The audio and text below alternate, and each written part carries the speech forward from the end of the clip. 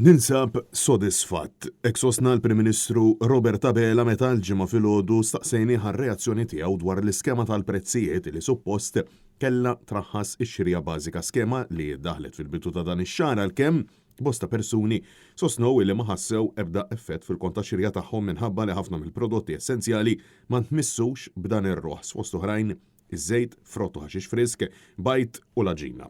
Fl-aħħar jiem ċifri maħruġa mill-Eurostat uraw li fil-bidu tas-sena il-prezzijiet f'pajjiżna baqgħu tilgħin il fuq hekk kif f'Jannar ir-rata annwali tal-għoli tal-ħajja kienet ta' 3.7%, it-tmien l-ogħla rata ta' inflazzjoni minn fost 27 pajjiż membru tal-Unjoni Ewropea.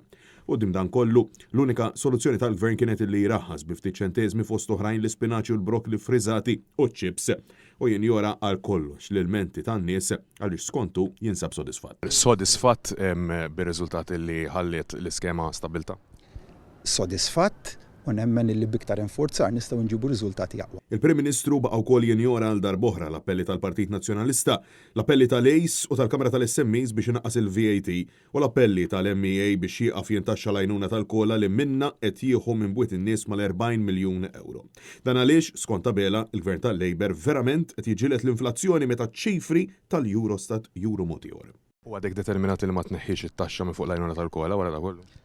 Dan huwa l-gvern li kien l-iktar wieħed li l-prinċipju jew l-fenomenu tal-inflazzjoni iġġielidlu b'serjetà. Intant, il-poplu għadu qed iħabbat wiċċu ma' żieda qawwija fil-prezzijiet li ma' żieda il-gvern ta' Robert Abela jidher li jinsab daru mal-ħajt qudiema. Iżda fl-istess waqt oġbu iżid il-pagi għal tal-qalba bidħul ta' mijiet ta' eluf ta' euro.